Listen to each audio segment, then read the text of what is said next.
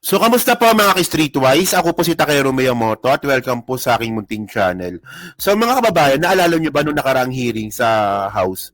Hinahanap po si Saldi ko at saka si Grace po. So, bakit hinahanap? Kasi nga po, si Saldi ko daw po at saka si Grace po yung gumawa ng insertion ngayong 2025 budget. So, ngayon, ano nangyari? Wala nang nangyari ngayon doon kasi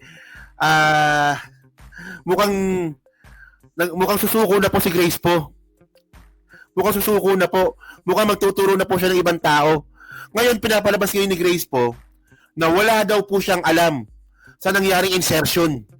So, tama yung sinasabi pala ng mga ibang mga vlogger. No, yung sinasabi nga po ni Coach Jarrett nung sa Radyo Pilipinas kami. Kasi sabi pala ni Coach Jarrett nung sa Radyo Pilipinas kami noon na yung insertion na nangyari pala, no, naging sunusunuran lang pala itong si Grace po kay Chis Escudero. 'Di ba si Grace po, 'di ba yung ano, 'di ba? Yung sa finance. So talagang siya talaga mapuputukan dito. Pero ngayon, sinasabi ngayon dito sa house ngayon, wala daw pong kinalaman si Grace po. So sino may kinalaman dito? So tingnan natin 'to ha. Ayun na po, Ma'am Dolor Garcia, maraming salamat. Thank you po, no. So ito yung balita dito kanina. Okay. Si Puno pala ito, no? Puno apologies to Poe, says ex-senator not part of 2025 budget BICAM. So, di pala kasama si Grace po sa BICAM. O, so sino? So, sino? Oh, House of Representative Deputy Speaker Ronaldo Puno has apologized to former Senator Grace Poe over the latter alleged inclusion as among those responsible for the final version of the 2025 national budget. Puno, during a press briefing on Thursday, said that Poe, even if she was the head of the Senate Committee on Finance, di ba, tama nga, di ba, which scrutinized the annual budget, was not part of the bicameral conference committee in the 19th Congress that drafted the final version of the 2025 General Appropriation Bill, o GAB. Okay, tayo dito. By the way, I want to take this opportunity, sabi nga po din Puno, no, to apologize to Grace po because I mentioned her as one of the 3 people that were involved in the final drafting of the end result, Puno told reporters.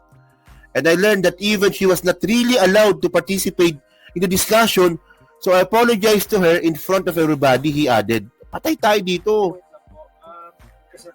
Hindi, akala nyo mga kababayan, ano to? Hindi big deal ito. Big deal po ito. Big deal po ito, mga kababayan. Kasi una sa lahat, may pag-bypass po kay Grace po. At ngayon, ang naiipit ngayon si Grace po. Ang tanong dito, sino nagmaniobra ng BICAM report noong 2025? Ngayon, lalo po lumilit po yung mundo ni ngayon. Lalo lumilit ang mundo ngayon ni Saldi ko at saka ni Cheese.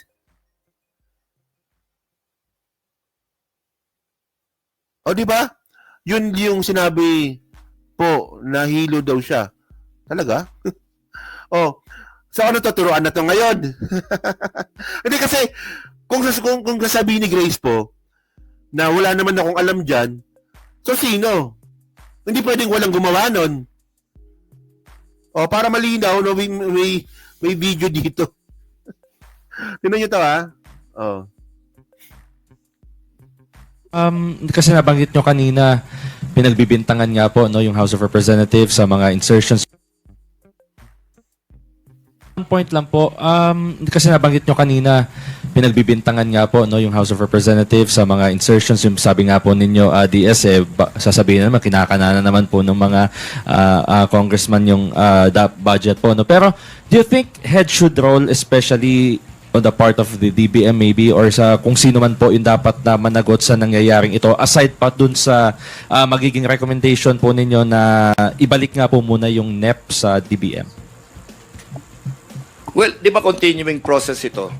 The task of holding people accountable does not end here. In fact, even when you get to the Senate, we are hoping that will continue. For example, there's a lot of talk about, the BICAM and all of that, no? I don't think that has been completely resolved yet, no?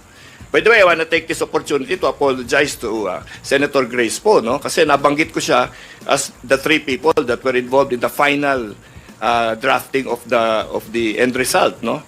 And I learned that even she was not really allowed to participate in the discussion. So, I apologize to her in front of everybody. But I think that the process of determining accountability on all of those things should continue. We have done it here in the House. Our chairman of Committee on Appropriations from the last year is no longer there. He is replaced by somebody who is very competent and beyond reproach. We think that that should happen also in the upper chamber. No, let this process be left in the hands of people with clean hands. No, wala naman may mga bahid pa kasi we will do our work here, then we will send it to the Senate. If they have not resolved this issue of accountability by the time this gets to them, I don't think anybody will believe the result that will come after that. Di ba? Oh, di ba? So ngayon, yari ka talaga, Chis, dito. So, tandaan natin, no? Ang dami pong pagkakataon talaga, no? Na si Chis po talaga pinagbibintangan dito. In the first place, no, meron din lumabas na mga video na habang ginagawa po yung bycam, si Chis hindi po kasama. No, dapat hindi siya kasama, pero pumupunta po siya sa house. Sa mismong bycam mismo pumupunta po siya kahit hindi po siya kasali. 'Di ba merong video na lumabas, 'di ba? Yung CCTV video. Oh. And by the way, si Chis din po talaga tinuturo kasi una sa lahat, yung mga nabigyan nga po ng malaking cut diyan po sa insertion na 'yan. Sorsogon, Bulacan, Cebu. Pero ang point dito, pinakamalaki talaga, Sorsogon tsaka Bulacan. O, talagang tinuturo po talaga. Si Chis. O, so ngayon, isa pang malupit. O, si Saldico. So ngayon, yung hot seat, kasi una mga kababayan, no, kailangan talaga natin malaman yung kung paano po nangyayari insertion. Kasi doon po dapat natin malaman 'yan para po doon din tayo gagawa ng pagbabago. Oh. So, tingnan niyo 'to Oh. Ito 'yun eh. Ngayon, kumusta na si Saldico? Oh, yan oh. So, House confirmed Saldico in US for medical treatment. So, alam niyo na to kasi nabalitan to kahapon eh. Pumutok na tong balitan to kahapon eh. Na si Saldico nga po mga kababayan, ano ba to? Tinago o nagtatago? So, matagal na pala siyang wala sa Pilipinas. Hindi lang pala last week lang, matagal na pala. So, hindi para sa napaka coincidence naman nun, no? Na hindi sa tingin ko lang Bakit ganoon? Bakit po uso sa Pilipinas 'yan? Kapag meron po nasasangkot na isang politiko sa isang anomalya, nagkakasakit. Pagkatapos kapag hindi na po mainit yung issue, magaling na sila. Gumagaling sila bigla. O, di ba? Ilang beses nating na Ilang beses nating na encounter yung ganyan. Di ba? Kapag sila po isangkot sa isang anomalya, biglang naka-wheelchair na, no, naka-neck brace pa, sa ospital na, di ba? Tapos kung kailan na pong okay na po yung, hindi na po mainit yung issue, bigla silang gumagaling. No, parang si Gloria. Nalala niyo nangyari kay Gloria? Nung iniipit siya ng panahon ni Pinoy, di ba? Puta, naka-wheelchair, di ba? Naka-neck brace. Puta, kala mo mamamatay na eh. Di ba? Yung itsura ni Gloria dati, puta, kala mo mamamatay na eh. Tapos nung natapos na yung termino ni Pinoy, puta, nakatayo na. Magaling na. Puta na. Nagnanakaw na ulit. Tapos gusto pa pabagsakan yung gobyerno. Nabisto nga lang ni Martin. Di ba? Ewan ko ba, iisa takbo ng bitukan ninyo mga hayop po yun. So, by the way, mga babayan. So, bukod nga po dito kay Saldico, ito yung malupit, no, na sinabi ni Tito Soto. Soto, Escuderos, alleged budget insertion should be probed Ngayon, si Escudero po talaga yung tinuturo talaga ng marami na gumawa ng insertion. Oh. O, di ba? Yari ka dito talaga. Oh. Lalo-lalo na po ngayon na sinasabi po ni Grace po na wala siyang alam. O, ba ipit ka talaga cheese dito. Tapos tandaan po natin mga ka-streetwise na magkakaroon pa po ng investigasyon si Ping Lacson sa kanyang committee, sa Committee of Election Reform. Isa po ito sa mga itatakel nila, si Cheese Escudero. So ano na to? Laglagan na ba to? Laglagan na. Oh, di ba? Ngayon lang po nangyari po ito, tandaan nyo, na nagkakalaglagan na po sila, di ba? Ngayon, na pinakamalaking tanong ngayon dito, si Saldico. Si Saldico pinakamalaking tanong dito kasi sabi nga kanina ni Kuya Danny kanina, no? Sabi ni Kuya Danny kanina sa comment na si Saldico po kasi Bicolano. Ikaw yun, di ba?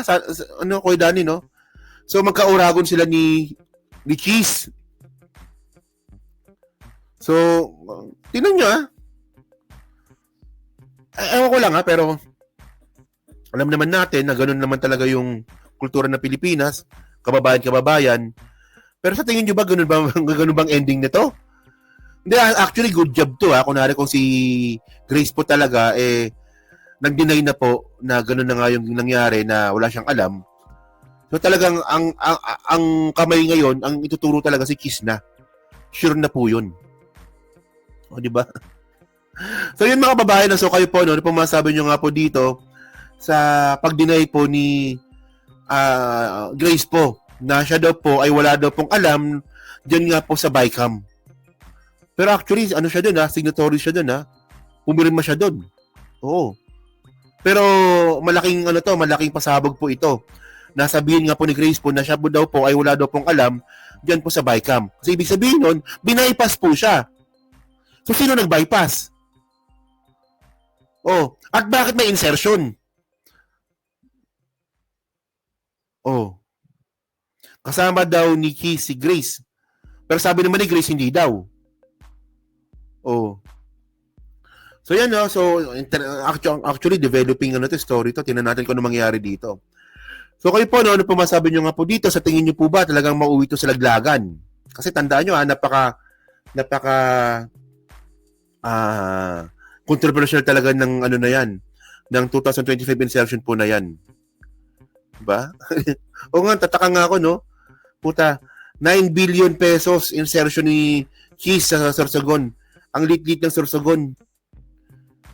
No? Ewan ko lang kung binabaha pa yon, no? Kaya yun.